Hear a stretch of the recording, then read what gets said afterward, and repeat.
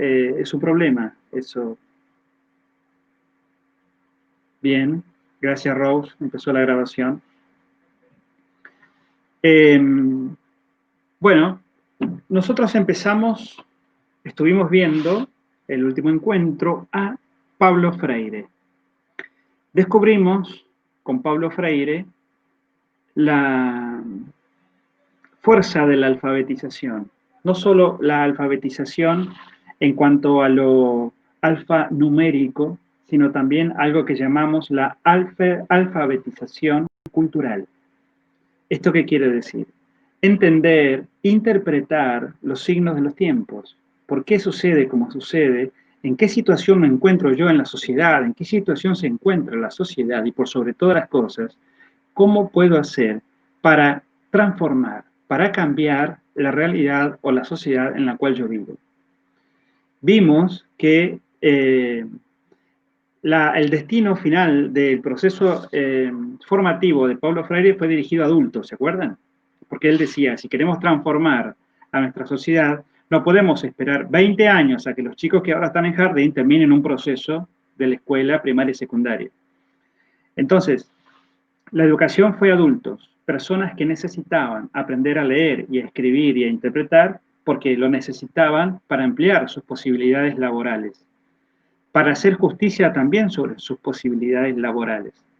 Y entonces la educación adulta tuvo esa gran posibilidad de generar cambios patentes, realmente, que la gente lo podía ver. Yo les contaba el ejemplo esto de que nos encontrábamos todos los sábados a tener un encuentro y mientras teníamos el encuentro de alfabetización, también proponíamos, no sé, apuntalar una casa, modificarla, cambiarla, arreglarla, de tal modo que no solo aprendíamos a leer y a escribir, sino aprendíamos la fuerza del trabajo comunitario. La grandiosidad de la fuerza solidaria, cuando lo que yo sé, lo que tengo, lo puedo poner al servicio de los demás, y la suma de todos esos esfuerzos se transforma en una gran fuerza que genera cambios. Lau. Perdón, profe, pero Sí. me acordaba cuando hablaste de las casas, viste que de vez en cuando aparecen acá como compañeros haciendo mingas y se van a un lugar en particular y hacen entre todos una casa de adobe. Y se comparte un montón de conocimientos en ese proceso. Entonces yo pensaba bueno, que estaba bueno mencionarte eso, que también hay educación en esos espacios donde tal vez no está la escuela, digamos, no está la institución escuela, pero sí hay un aprendizaje, porque no sé, hay uno que sabe cómo preparar la mezcla, hay otro que sabe cómo apuntalar la casa, se habla bueno, de recetas, de hierbas medicinales, entonces como aprender un montón de cosas o sea, como también para poder cuestionarnos qué significa educar, con la palabra educar, ¿no? Desde ese lugar. Me lo trajiste cuando hablabas de esto de las reuniones que se hacían, que mientras hacían las casas también educaban. Nada, eso nomás. Gracias, Lau. Miren, hay una gran sabiduría en el pueblo, ¿está bien? Y que esa sabiduría a veces hay que potenciarla, hay que absorberla, hay que aprenderla. Y no es una sabiduría académica. Lo académico generalmente construye formas de conocimiento, pero esta sabiduría natural que surge en nuestras sociedades, en nuestros grupos, que surge incluso a veces dentro de las instituciones, eso genera subjetividad, genera una manera de interpretar la realidad, una manera de pararme frente a la realidad y descubrir que cuando yo me paro frente a la realidad, no lo hago solo, sino que lo hago con otros y otras. Y ahí aparece la fuerza transformadora. Cuando tengo la posibilidad de aprender del que tengo a mi lado y ser solidario de lo que yo sé. Fíjense que en estos ejemplos también uno va tomando conciencia de cuál es su rol. Alguna vez yo trabajé en La Plata, ciudad de Buenos Aires, con algunos alfabetizadores, gente que trabajaba con chicos de la calle específicamente, y que los sábados se encontraban en una plaza determinada, se encontraban con un grupo de chicos y de chicas que vivían en la calle prácticamente. Algunos sí, algunos no. Y era el momento que tenían para enseñarles a leer, a escribir, a ver en qué situación estaban, a ayudarlos si ellos lo querían, a brindarle contención, a brindarles protección. Y yo pude participar de uno de esos eventos y me acuerdo que me conmovió mucho el ejemplo de dos hermanos que no eran de La Plata, sino que venían del interior. Y entonces, en ese encuentro se habló sobre qué significa ser opresor y oprimido. Y cómo a veces el opresor va generando estrategias de opresión que el oprimido no es consciente que está siendo oprimido. Entonces, terminado la charla que les explicó todo esto, imagínense, eran chicos que iban desde los 8 hasta los 18 años, más o menos. Entonces se le ocurre a este muchacho, dice, bueno, para terminar, yo les propongo que, ¿qué tal si libremente él les entregó unas hojas y unos lápices? Cada uno dibuja algo de lo que charlamos hoy, qué fue lo que más le impactó, qué fue lo que más le conmovió, qué quiere opinar. Hágalo, pero a través de un dibujo y después nos cuenta el resto. Bueno, cada uno fue escribiendo qué significaba para ellos, qué pensaban. Y ustedes saben que hubieron dos hermanitos que charlaron mucho, hicieron un dibujo juntos. ¿Y qué dibujaron? Una pared y un clavo. Al principio no entendíamos qué era. Y era una pared y un clavo. Y explicaron lo siguiente. Ellos trabajaban de lustrabotas, pero vivían en el interior, tenían que viajar en tren a la mañana y a la tarde. Entonces, si ustedes han visto alguna vez el cajón de un lustrabota, en las grandes ciudades es un cajón pesado, porque lleva los cepillos, lleva las pastas que le ponen, en definitiva era pesado, y para ellos era muy complicado ir todos los días con eso hasta La Plata a trabajar y después volver a la noche con eso. Entonces decidieron, hablaron con un señor que si en su local podían dejar los cajones. Y el señor les dijo que sí. ¿Dónde? En un clavo, en la pared, podían colgar sus cajones. Pero él le cobraba la mitad de sus ganancias por eso. Le cobraba la mitad de sus pobres ganancias para que dejaran sus cajones. Y ellos lo interpretaban como una opresión. Y cuando le preguntamos por qué, porque ellos decían que este hombre se aprovechaba de su pobreza, de su imposibilidad de poder ir todos los días hasta su casa y volver, y producto de la necesidad de ellos, él se valía para obtener una ganancia. Y ellos consideraban que ese hombre los oprimía. Y a partir de ese día no dejaron más los cajones en ese lugar. Consiguieron otro que se lo dejaba gratis. Pero a veces uno no logra los cambios hasta que no toma conciencia de lo que está sucediendo. La gran palabra de Paulo Freire es la concientización. Bien, Lau, estoy de acuerdo contigo. Es la concientización, es decir, cuando uno toma conciencia de la situación en la cual se encuentra, uno toma conciencia de qué rol social está ocupando en ese momento. Y cuando uno toma conciencia, entonces puede cambiar, entonces puede generar un cambio. De lo contrario, lo va a seguir repitiendo continuamente porque es la forma que aprendió y la va a sostener hasta que algo no suceda. La educación por autonomía significa cambio, transformación. Entonces, no solamente nos transforma el aprender a leer y escribir, sino también el descubrir quiénes somos, con quiénes somos, por qué somos, cómo es la sociedad donde vivimos, qué situaciones, qué ideologías, qué intereses atraviesan nuestra sociedad y cuando lo podemos entender, lo podemos modificar nuestra propia realidad, ¿ven? Y cuando uno logra eso, verdaderamente es maravilloso. Cuando eso no se logra, lo que logramos es la repetición. Y eso es terrible socialmente hablando, porque esto quiere decir que cuando en un hogar, supongamos, anida la violencia, y nos encontramos con alguien que es golpeador, es posible que esas víctimas de esa violencia logren después repetirlo continuamente. ¿Hasta que qué? Hasta que algo no cambie su paradigma, hasta que algo no cambie su manera de percibir la realidad, de sacarlos de ese rol de víctima, porque en muchos casos es un círculo vicioso en donde uno en un momento es víctima y después es victimario. Entonces, el tema de la violencia es un tema complejo dentro de nuestra sociedad, dentro de nuestras escuelas y de nuestras instituciones. Hay muchas formas que se anidan en nuestros hogares y a veces no nos damos cuenta. Ahora, cuando uno toma conciencia de eso, puede generar un cambio, puede correrse de ese rol y generar una transformación. Eso lo logra la educación. En eso estaba convencido Paulo Freire, que la educación era capaz de generar esos cambios individuales y esos cambios sociales. Dana, ¿querías decir algo?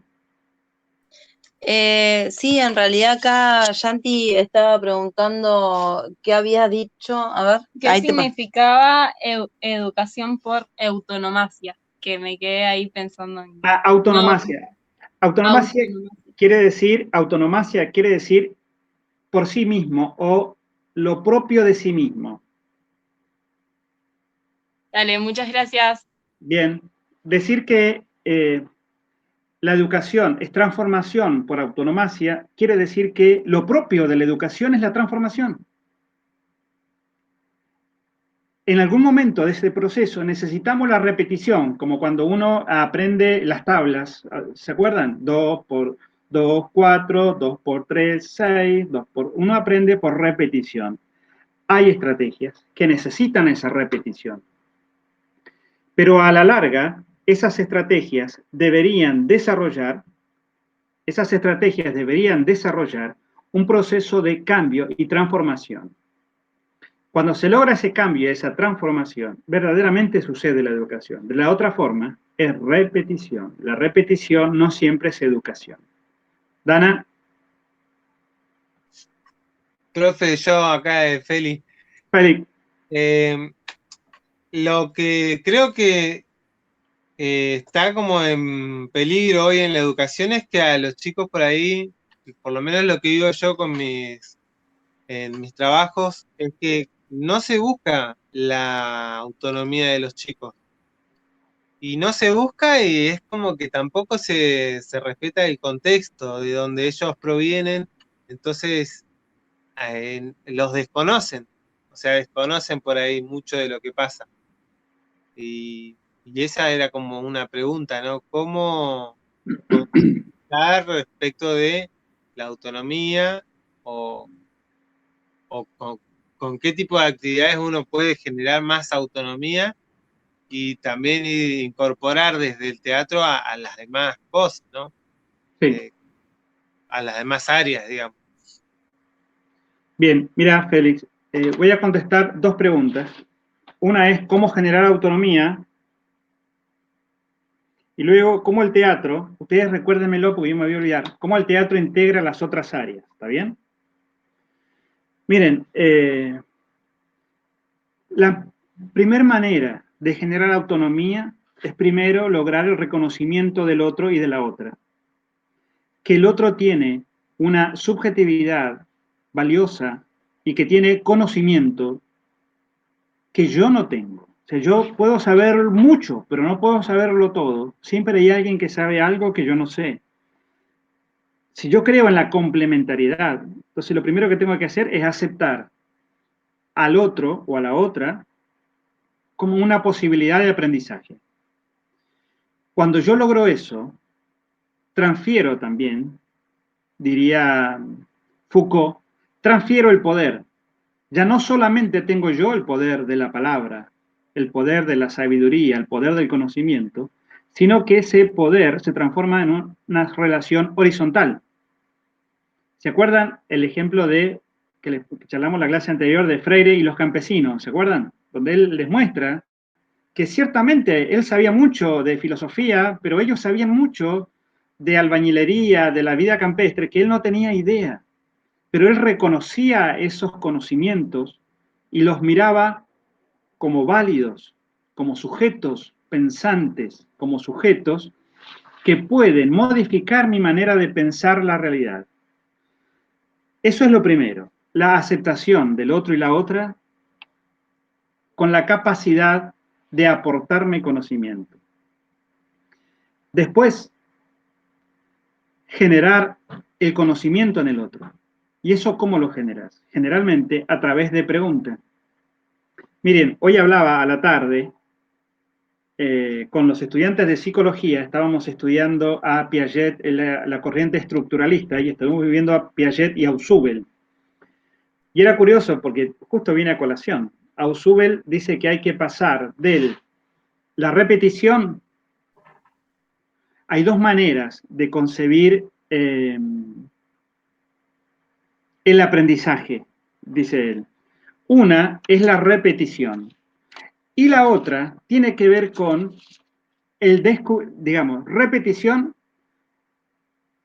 y, espera que me olvidé acá, la repetición y lo memorístico, por un lado, y la recepción por otro. Repetición y memorístico por un lado, y la recepción por otro. ¿Qué quiere decir eso? Cuando yo concibo así al estudiante, el estudiante es sumamente receptivo primero. El estudiante es pasivo, recibe lo que yo le doy. Nada más. Y luego, ¿qué hace el estudiante? ¿Qué se le pide al estudiante? Que eso que recibió lo repita, y si lo repite bien, entonces lo aprendió. Dice Ausubel, hay que romper con eso y generar dos clases de movimientos alternativos. Uno es el descubrimiento y el otro es el aprendizaje significativo.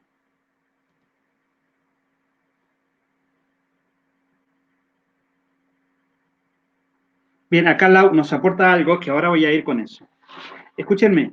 Entonces, hay que pasar de la recepción al descubrimiento. Es decir, el estudiante no puede ser pasivo todo el tiempo, sino que tenemos que estimular que él quiera descubrir, que él quiera aprender, que él desee incorporar lo que nosotros le vamos a proponer. Y entonces, cuando sembramos dudas, cuando sembramos inquietudes, cuando ponemos en crisis, diría Freire, poner en crisis el aprendizaje del otro, es como el otro empieza a movilizarse por sí mismo y a aprender. Y cuando salimos de la repetición memorística y pasamos a la construcción de significado, es genial, porque ahí es donde el estudiante aprende conscientemente. ¿No les ha pasado a ustedes en el secundario que a veces uno se pregunta, ¿y para qué tengo que aprender esto? Es la pregunta común de todo estudiante secundario. ¿Para qué tengo que aprender biología? ¿Para qué tengo que aprender? ¿Para qué tengo que aprender? ¿Por qué lo pregunta sistemáticamente? Porque no encuentra una respuesta, porque nadie le explicó que eso que aprende es útil para la vida. Entonces, como se le enseña a repetir, no se le enseña a pensar. Y como no piensa, no puede construir sentido sobre lo que está haciendo. Simplificando, y ahí les doy la palabra. Entonces, ¿cómo generamos autonomía?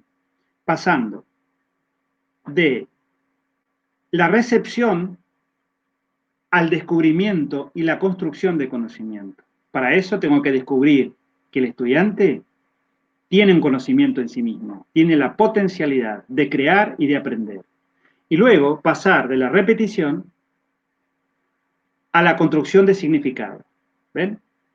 Cuando eso lo logramos, generamos en el estudiante autonomía. Porque el otro se siente importante. También habría que preguntarnos qué actitudes acompañarían esto. Bueno, las tres actitudes básicas que le hemos charlado mucho tiempo.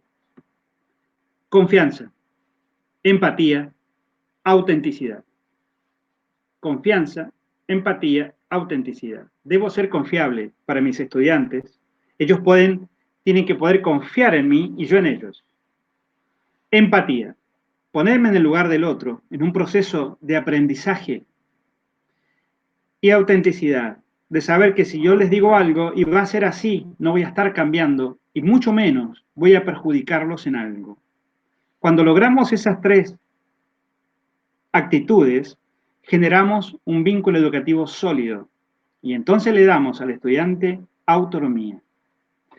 Bien, había algunas personas que levantaron la mano, pero se me apagó el cartelito. ¿Quiénes eran? Tomás y Feli. Tomás y Feli. Tomás, te escuchamos.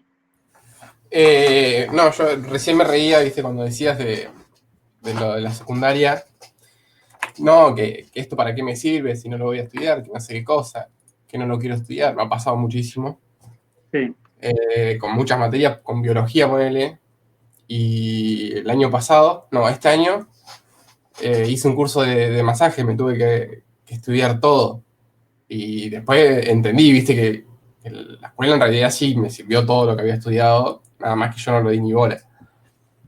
Y aprendí mucho de eso también. Bien, pero fíjate vos que, aunque sea a la distancia, pudiste construir sentido sobre ese conocimiento. Lo encontraste útil, lo encontraste válido. Sí, hizo falta un acontecimiento que pusiera en valor lo que vos ya habías aprendido. ¿Ven? Claro, profe, y perdón, compas, y tiene que ver también con el tema de que está contextualizado en ese sentido, porque él tiene que aprender biología porque le va a servir para esto de los masajes, por ejemplo. En secundaria y en primaria muchas veces pasa que los aprendizajes están descontextualizados, no son cosas del interés de los estudiantes, tampoco le dan herramientas para intervenir en su realidad, que es lo que decía Freire, entonces es como que esa es la parte que desmotiva, creo yo, de la educación y como que ahí llegas vos al, ay, ¿para qué estoy estudiando esto? ¿De qué me importa? Pero bueno, es tarea del docente buscar esto, que el estudiante quiera construir el conocimiento, que pueda hacerlo con otros también, porque muchas veces está esto del reto, ¿no? De que cuando vos estás ayudando a alguien o querés debatir, porque suele pasar esto de que no, hacelo solo y no sé qué, pero se aprende mucho mejor con otros, o sea, eso es así. Bueno, ahí cuando lleguemos a Vygotsky, que está re bueno, vamos a ver de eso también. Bien, antes de dar la palabra a Félix, quiero decirles algo. Es que, esperen. Ahí está. Ustedes tienen que preparar muy bien una respuesta y es, ¿para qué voy a estudiar teatro? Porque el teatro ahora está en las escuelas secundarias. Ustedes van a ser profesores de teatro y uno siempre debe tener la respuesta a esa pregunta. Aunque no la formule, uno tiene que lograr que eso aparezca. ¿Por qué tengo que hacer esto? ¿Por qué tengo que estudiar teatro? ¿Por qué tengo que hacer teatro? Félix. Justamente con eso, con todo lo que venimos hablando, tenía como ganas de contar un poquito mi experiencia, que yo sí tengo la oportunidad de trabajar, por ejemplo, en primaria y también con compañeros de secundaria, y contar un poco mi experiencia para mis compañeros, por ahí me lo cuento por acá, y por una cuestión de que estamos acá, ¿no? Pero que sí, que desde el teatro, por ejemplo, en los chicos de primaria, fui buscando de la vuelta porque también he sido inexperto y no soy profesor, te faltan herramientas, pero lo que siempre me dio mucha como efectividad fue la cuestión de la representación, que ellos jueguen, pero después de que representen. Y esto lo pensaba también a colación de la última respuesta, la última pregunta que habíamos hecho para el examen, que tiene que ver con, ¿cómo es? El teatro, ¿cómo ayuda el teatro? ¿Cómo ayuda el teatro? El teatro educa. Y fue muy notorio cuando los chicos empezaron a hacer sus representaciones, a decidirlas, a tomar poder en conjunto, y tiene que ver con eso, me parece, por ahí en los chicos y para los compañeros por ahí que están viendo o no son docentes por ahí, está bueno contárselo, que es re lindo vivir esa experiencia de algo que los chicos crean con un poquito de acompañamiento de uno, y cómo te valoran. Creo que para mí por esa cuestión es muy fuerte la cuestión del teatro. Es como generás un vínculo fuertísimo a través de lo lúdico y de las representaciones. sí. Eso.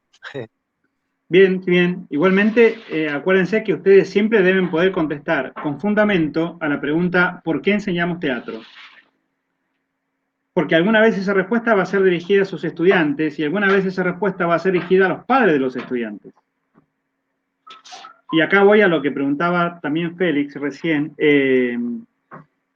cómo el teatro puede integrar otras áreas. Curiosamente, el teatro es el arte que puede integrar todas las áreas. Yo desde lo teatral puedo enseñar biología, anatomía, todo lo que tiene que ver con las ciencias naturales, los ciclos. Acuérdense que las danzas tribales originales, cuando surge la danza y cuando surge el teatro, tiene que ver con la representación de los ciclos naturales de la propia naturaleza.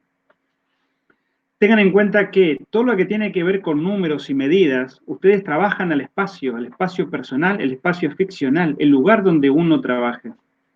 Todo lo que tenga que ver con lengua, literatura, sociología, historia y demás, uno lo puede localizar estudiando un autor determinado, estudiando movimientos teatrales.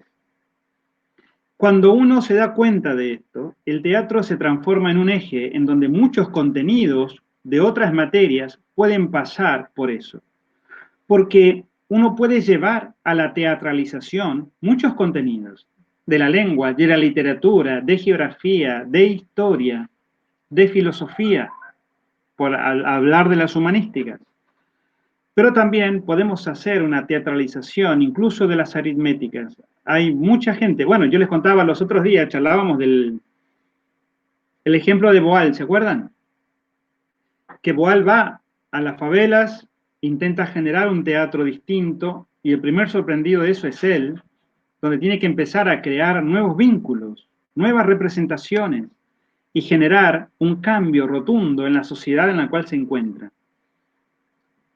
Él mismo dice que él nunca fue consciente del movimiento que estaba iniciando cuando fue a la primer favela.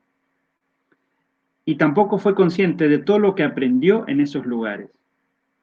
El teatro es el eje por donde muchas áreas pueden compartir contenidos, pero para eso uno tiene que ser, en cierto modo, un experto, no solamente en lo teatral, sino también en la posibilidad de generar lazos, de generar vínculos con otras áreas, con otros docentes, y ponernos al servicio. Y vamos a ver que muchas cosas se pueden teatralizar y que muchos contenidos se pueden aprender a través del teatro.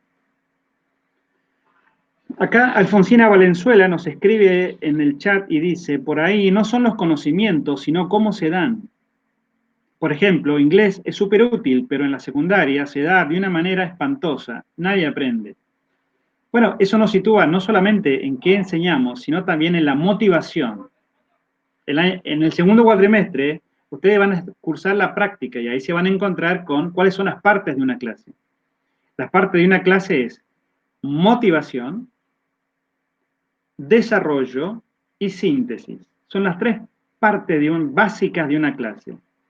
La motivación es el movimiento a través del cual yo voy a desplegar el interés del estudiante hacia mi propuesta. El desarrollo es el nudo que yo quiero, el nudo de contenidos que yo quiero construir con mi estudiante.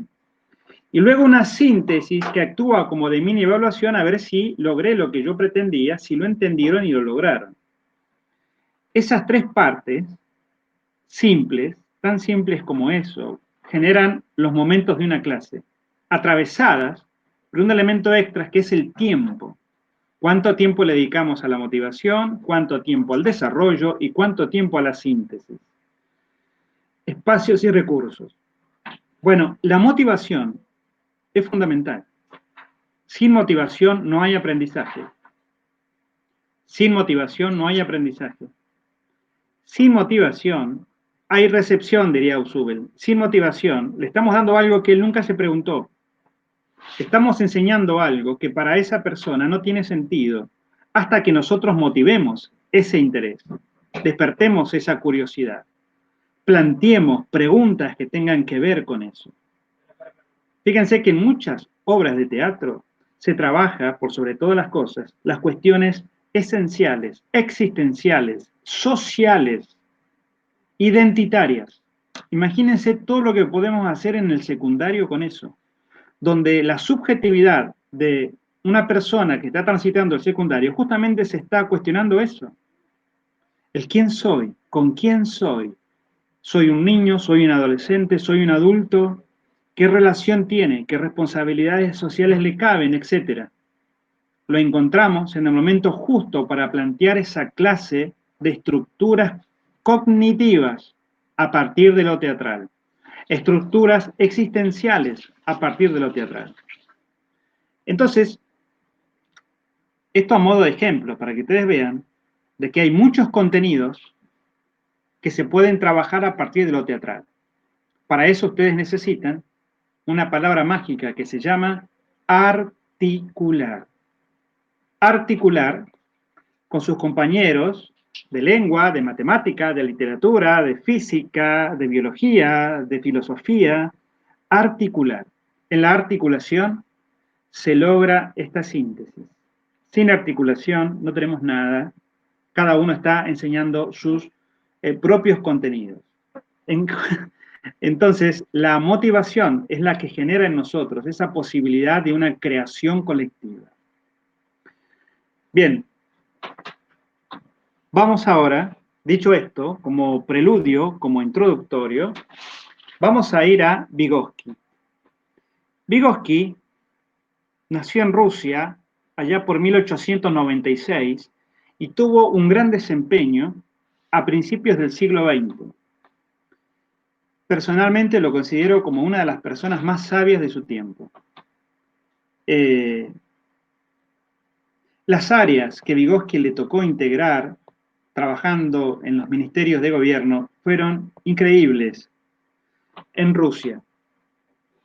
Y curiosamente, Vygotsky murió muy joven y se debió a que hacía muchos y extensos trabajos de campo. Muchos y extensos trabajos de campo. Fíjense que en eso él descubrió la importancia de la construcción lingüística como una construcción social.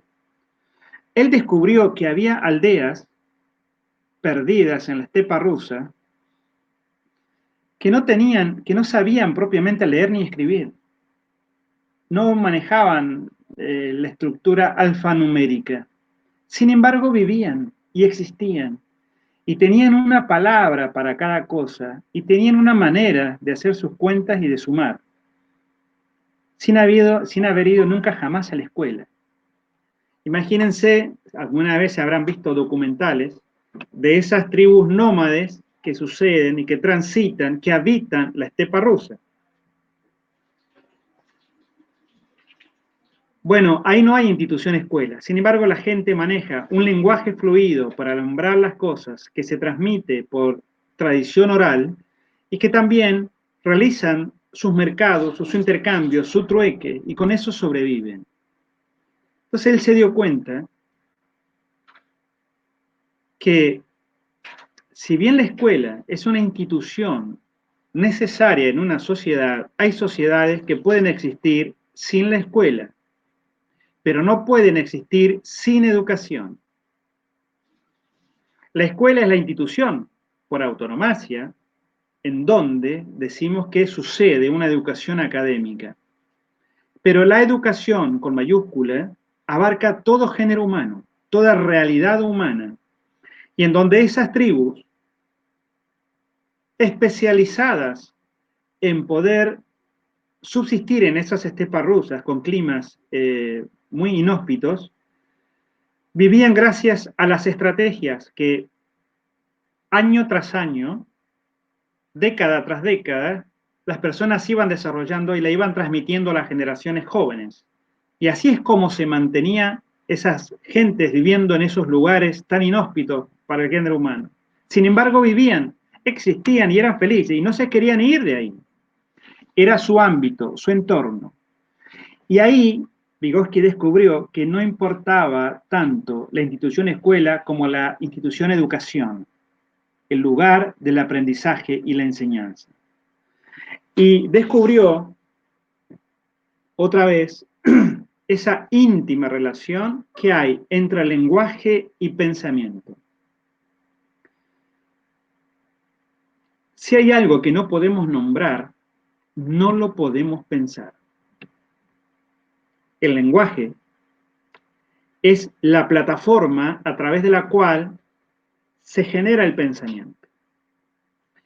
imagínense que en el proceso de socialización que hemos estudiado, ¿en qué se basa eso? En la incorporación del lenguaje cultural. Entonces yo aprendo a llamar las cosas por su nombre. Aprendo que esto es una mesa, que esto es una lapicera, que esto es un mouse. ¿De dónde lo aprendo? Lo aprendo del entorno social donde yo nazco. Y entonces ahí, en ese proceso de socialización, en primer lugar voy incorporando símbolos. Y esos símbolos se van a traducir después en palabras, pero también se van a traducir en pensamiento. Pensamiento y lenguaje están íntimamente unidos. Lau, Voy a contar un ejemplo que me pasó a mí, es la primera vez que lo estoy confesando, así que ténganme mucho amor. bueno, Me, dale. me crié en un pueblo, como buen pueblo, teníamos nuestros nombres para las cosas, y una vez me hacen hacer un ecosistema, dibujar un ecosistema. Entonces, las libélulas, en donde yo vivía y en donde yo me crié, le decíamos helicóptero.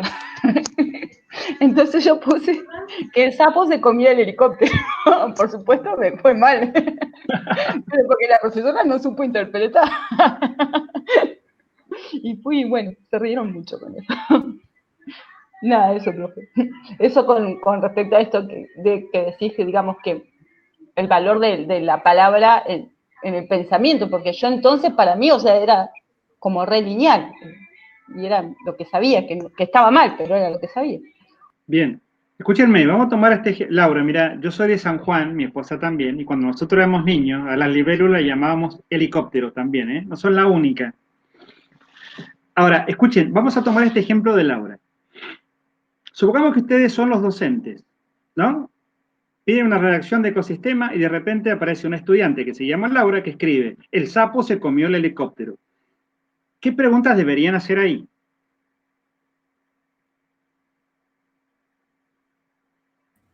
¿Qué es un helicóptero?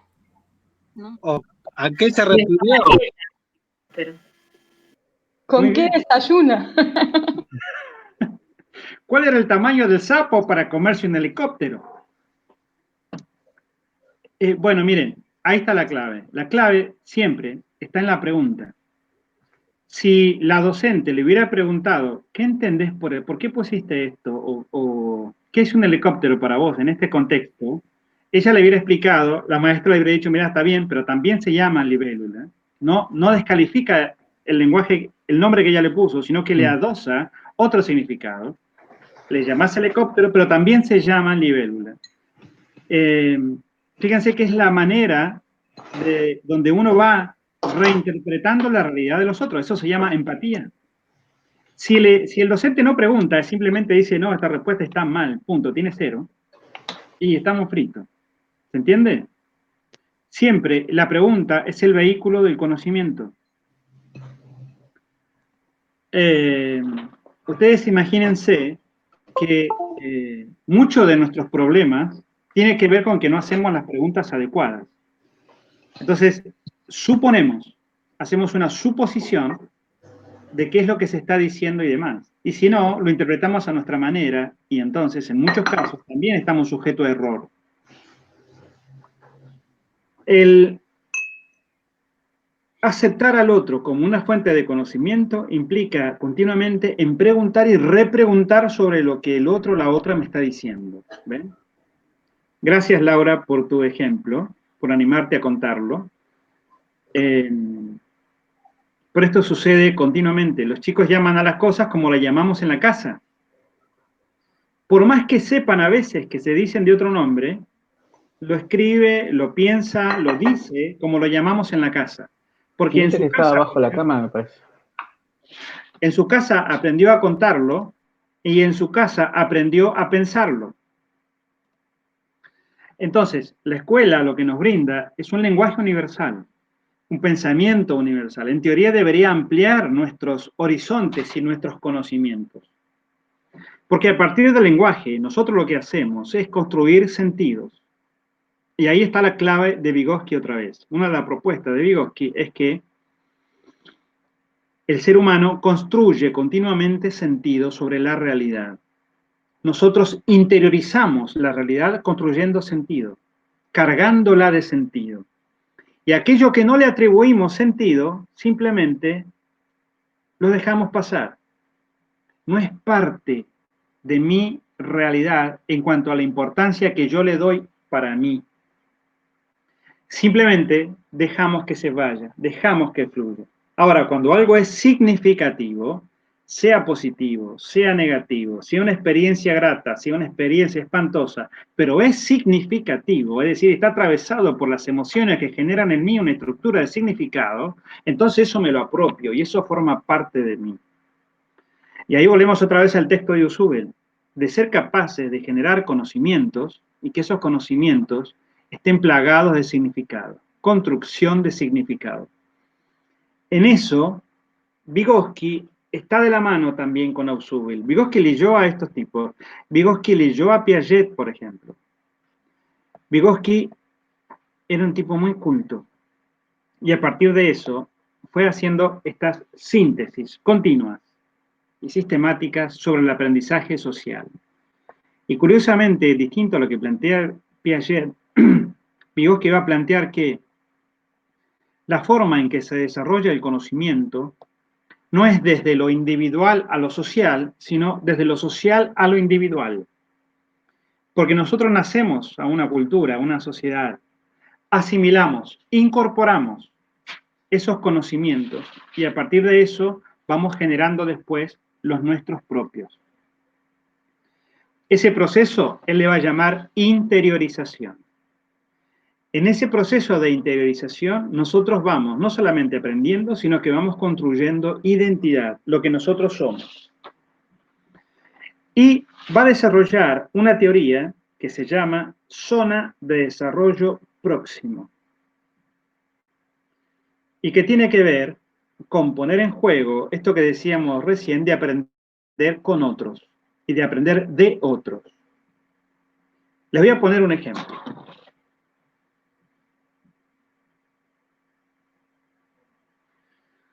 Supongamos que yo quiero aprender a tocar la guitarra. Bien, me compro una guitarra y empiezo a manipular la guitarra. Viendo que esto no es suficiente para poder tocar la guitarra, me compro, por ejemplo, los libritos que te enseñan a tocar la guitarra. Entonces ahí voy y canto. Samba, de mi esperanza, ¿no? Y voy tarareando y voy aprendiendo las notas y cómo se combinan. Una vez que aprendí más o menos lo que los libritos me pueden enseñar, ya tengo incorporado eso, ¿cómo hago para aprender más? Y quizás puedo pagarle a alguien, a un profesor de música, a un profesor de guitarra, que me enseñe a tocar guitarra. Y bueno, me va a enseñar lo que él sabe, ¿no? A tocar los arpegios, a cuáles son los acordes y demás. Y una vez que aprendí eso, supongamos que quiero, además, aprender y hacer, no sé, rock, por ejemplo. Bueno, integro una banda con un grupo de amigos y en esa banda sigo aprendiendo cómo hacer música a través de mi guitarra, combinada con los sonidos del baterista, del bajo, del saxo, etc. Ahora bien, analicemos este proceso según la mirada de Vygotsky.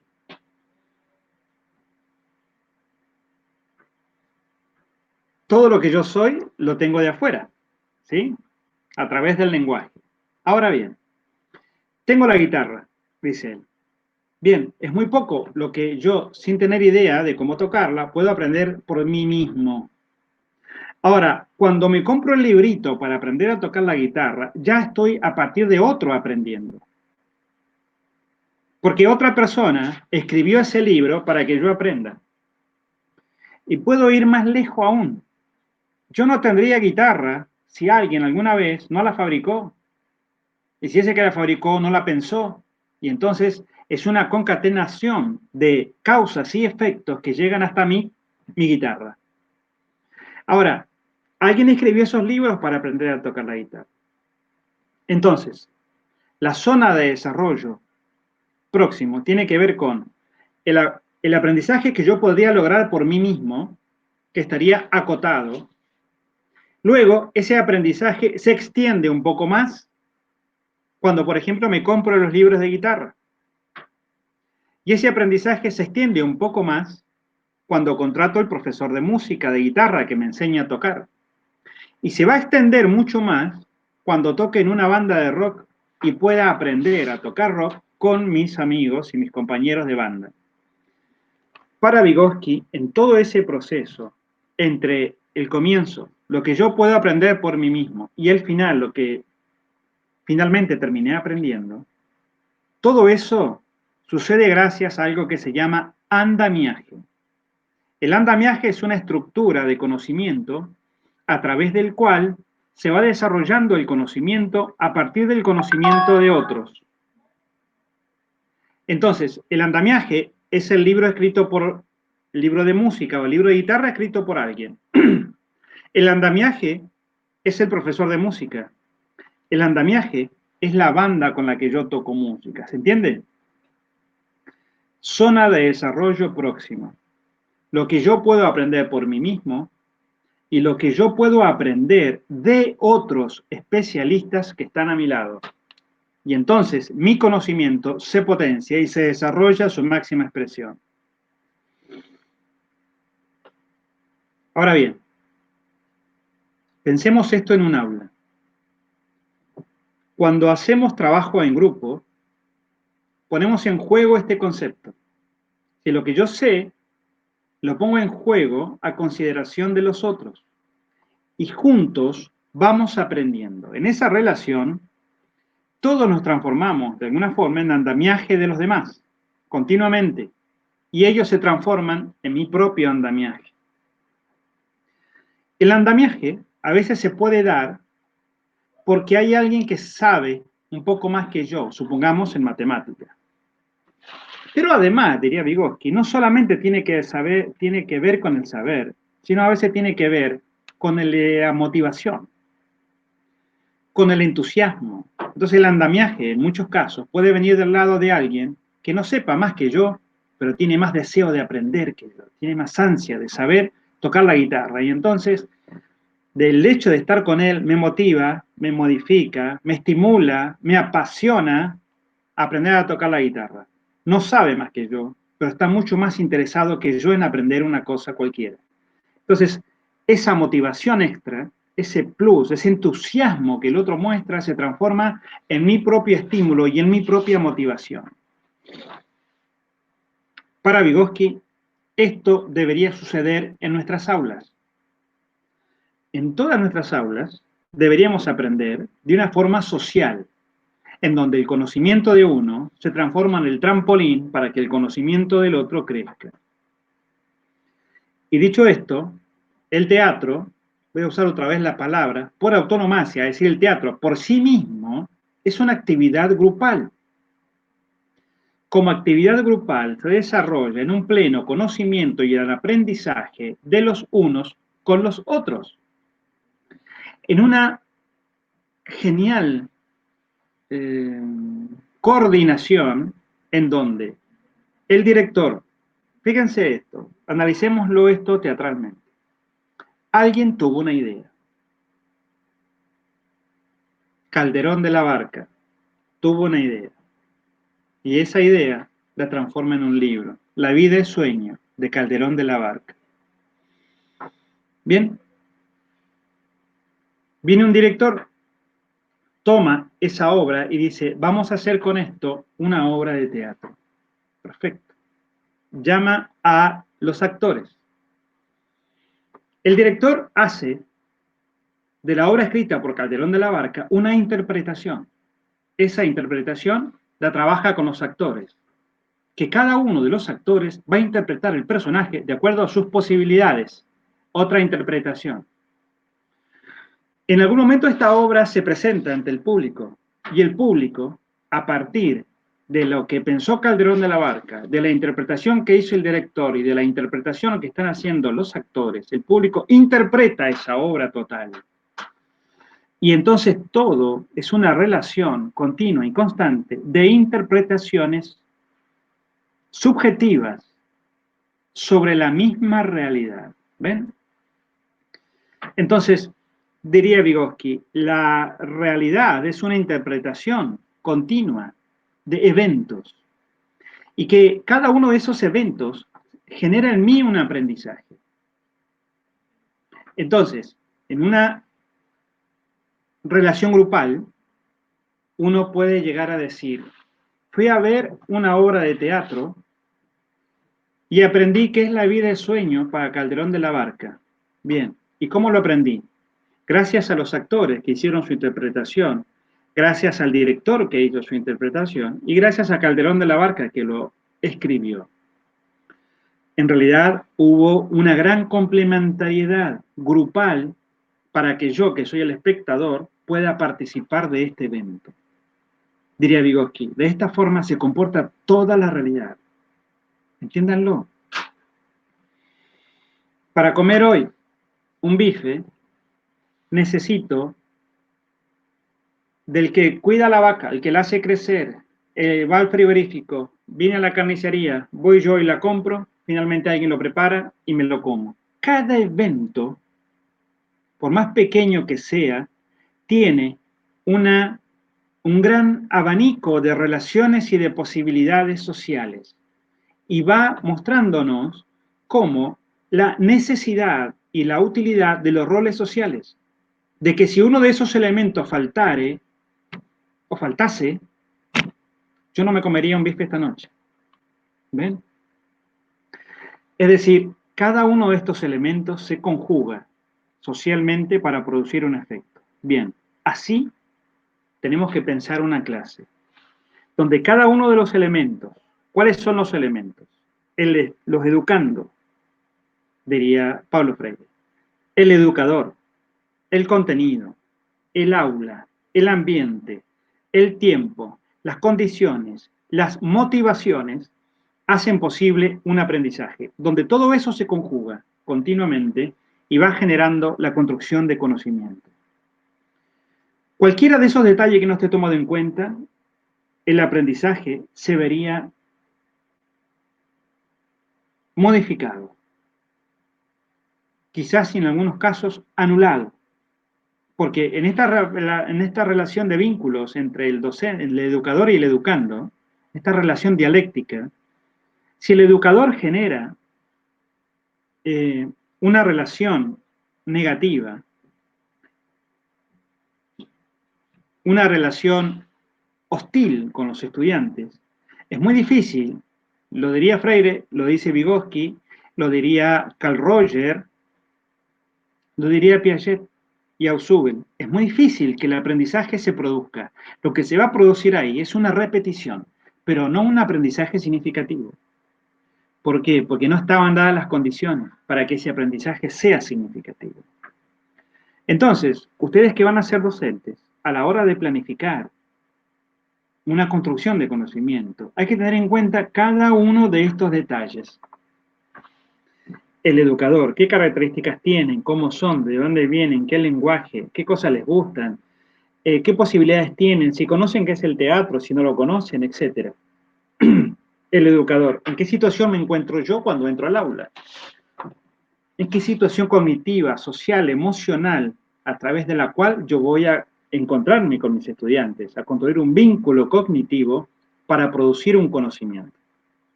El lugar donde estamos es adecuado, no lo ves, nos sentimos cómodos, nos sentimos asfixiados, sentimos calor, sentimos frío. No es adecuado. Bueno, hay que modificarlo. Los tiempos.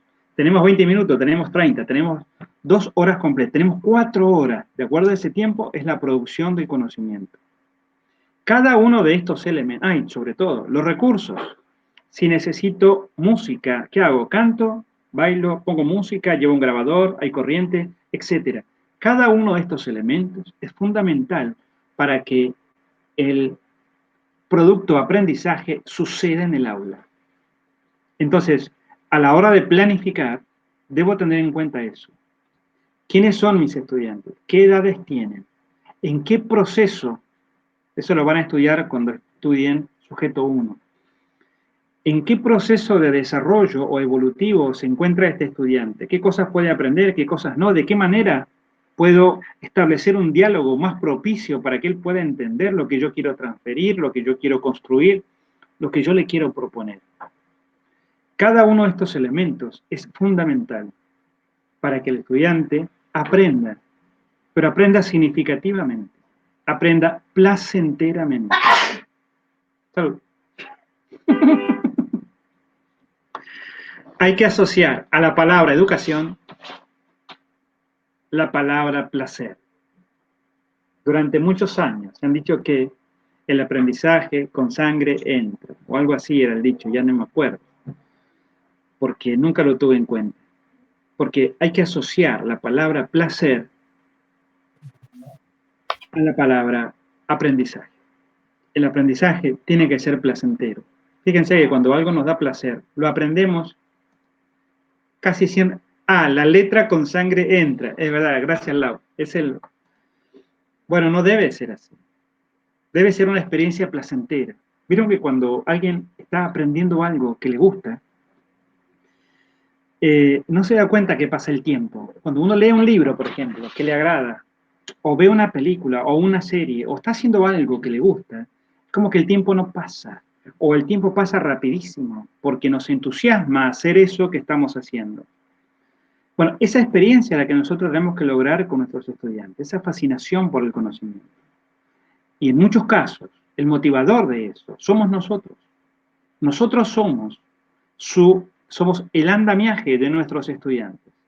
El andamiaje para sostener en ese proceso de aprendizaje que él pueda pasar de lo que él sabe por sí mismo, sus ideas, sus estructuras, sus habilidades, a el objetivo final que es donde yo quiero llevarlo a que él aprenda, a ese conocimiento que no solamente genera habilidades, el conocimiento nos transforma, nos hace mirar la vida desde otra perspectiva.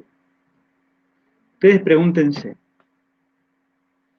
escuela media, tercer año, imagínense la escuela que sea, usted entra, la primera pregunta que debe hacerse usted mismo antes de planificar es, ¿qué idea tendrán estos estudiantes de qué es el teatro? Muchos tendrán la estudiante una idea del teatro espectacular, el que se ve en la televisión, el teatro de revista, o estas obras de teatro llevado al cine. ¿Qué idea tendrán de lo teatral? Esa idea tiene que ver algo con lo que yo voy a proponerle. ¿Cómo genero un cambio quizás en esa idea? ¿Cómo logro que el estudiante pueda disfrutar de esta experiencia de aprendizaje que va a tener conmigo? Ahí está la clave. Acuérdense que lo que educa es el vínculo. Para Vygotsky, al igual que Piaget, al igual que el Carl Rogers, el vínculo es fundamental para producir aprendizaje. En el caso de Vygotsky, el vínculo no es en una relación educador-educando, sino el vínculo es un vínculo social. Si yo aprendo en una comunidad que se transforma en, supongamos, en primer año de pedagogía de la carrera de teatro, somos una comunidad de aprendizaje constante y continuo. ¿Cómo aprendemos? No solamente de lo que propone el profesor, sino de lo que cada uno va aprendiendo, preguntando, proponiendo, comentando, sugiriendo, sumando. Y entonces, en esa suma de conocimientos total, cada uno va aprendiendo. Esa es la propuesta que nos hace Vygotsky. El trabajo en grupo consiste casualmente en ser solidarios de nuestros conocimientos, en poder generar una participación responsable y protagonista del aprendizaje. Mi aprendizaje no depende de mi profesor, si ustedes quieren. En el caso de nosotros, que somos adultos, sí tengo que generar las estrategias necesarias para aprender. Y en ese sentido, vuelvo a decir algo que he dicho muchas veces. La finalidad de esto es que ustedes aprendan. En este sentido, yo soy un instrumento. Vygotsky es un instrumento. Freire es un instrumento. La Escuela de Bellas Artes es un instrumento. ¿Para qué? Para que el aprendizaje, para que ustedes puedan construir un sentido, y puedan construir un conocimiento. Como docentes tenemos que darnos cuenta que somos eso, instrumentos del aprendizaje de nuestros estudiantes. Entonces, en la medida en que uno tiene claro eso, puede trabajar la horizontalidad, en donde todos aportamos, en donde todos nos comprometemos y en donde todos cuestionamos y donde todos aprendemos. ¿Ven? El desafío es construir un aula en una comunidad de indagación, una comunidad que se pregunte, una comunidad inquieta que quiera saber. Cuando uno logra eso, en muchos casos los estudiantes se transforman en los motivadores a veces de los docentes, porque le preguntan, porque le dicen, porque le consultan, porque dicen, mira, vi esto, vi lo otro, me pareció esto, ¿a vos qué te parece? Y entonces el docente también se ve alimentado, retroalimentado por ese interés que desarrollan los estudiantes. Bueno, para ir cerrando, todo esto después yo voy a enviar una síntesis. Además de la clase, voy a enviar una síntesis de estos autores para que ustedes les vaya cerrando la idea y además de estos comentarios le quede una bibliografía, le quede un texto, le quede algo con lo cual, o desde lo cual usted pueda seguir construyendo un conocimiento. Bueno, la propuesta final ahora sería que en este plan de construcción comunitaria del conocimiento, cada uno de nosotros hagamos una producción. Esa producción va a constar, o nos va a constar, como evaluación, acreditación. Según la disposición o la reglamentación, perdón, de la 231, no vamos a acreditar en la virtualidad, sino que vamos a acreditar en la presencialidad. Pero el jueves que viene se termina el cuatrimestre y nosotros tenemos que ir cerrando esta cursada. Entonces, yo les voy a proponer 6 preguntas, o 6 instancias, 6 consignas, para que ustedes puedan armar una síntesis de todo este proceso que hemos trabajado juntos. Esas preguntas consisten, o mejor dicho, tienen la intención de que cada uno, cada una, pueda, a partir de los textos que hemos leído, que hemos visto, los videos y demás, armar síntesis propias y personales, pueda armar una producción individual y que después la podamos compartir en un concierto social. Esas preguntas, esas consignas serían las siguientes. 1. ¿Qué es la educación y cuáles son los elementos que la componen? Recién nombré algo. 2. ¿La educación nos hace más humanos? ¿Por qué? 3. ¿Cuál es la construcción, cuál es la importancia de la construcción del vínculo educativo? 4. Explique la relación educación, escuela y diversidad. 5. ¿El teatro educa? ¿Por qué? 6. Espacio libre de expresión. La pregunta 6 es porque usted quizás tiene algo para decir, para aportar, para sumar, y que no están contempladas en estas preguntas. Entonces es el espacio para que usted pueda expresarse libremente en relación a este proceso que hemos transitado juntos y juntas. Como dije, ya sea tiene que ver con los contenidos, tiene que ver con la metodología, esta metodología, esta virtualidad en la cual nos hemos encontrado, etc. Es un espacio para la libre expresión. Lo que vamos a hacer con esto es cada uno va a armar una producción. Puede ser escrita, puede ser un video, puede ser un audio, puede ser una monografía, puede ser un unipersonal, puede ser un monólogo, lo que ustedes quieran. Siempre y cuando lo armen a partir de estos 6 ejes. Y después, si en algún momento vamos a tener una instancia que le vamos a llamar coloquio, en donde podamos compartir entre nosotros estas producciones. Para estas producciones va a haber tiempos estipulados para que ustedes puedan ir enviándola, revisando, contando, revisando continuamente hasta que ustedes crean que ya está lista. Y a partir de ahí lo vamos a socializar primero en la virtualidad, porque la finalidad es que todos sigamos aprendiendo. Entonces, si somos 20 en el curso, cada uno de ustedes tiene 19 opciones diferentes para construir conocimiento y aprender de esta situación. Así que, de esta forma, la evaluación también se transforma en una instancia de aprendizaje de las construcciones de conocimiento de cada uno de mis compañeros y compañeras del aula. Así que bueno, esa sería la propuesta. Bien, ahí le contestan, allí dice quiénes eran los helicópteros, eran las libélulas. Bueno, esto ha sido la clase de hoy. Yo les pido que vamos a parar aquí la grabación, que tiene que ver con los contenidos.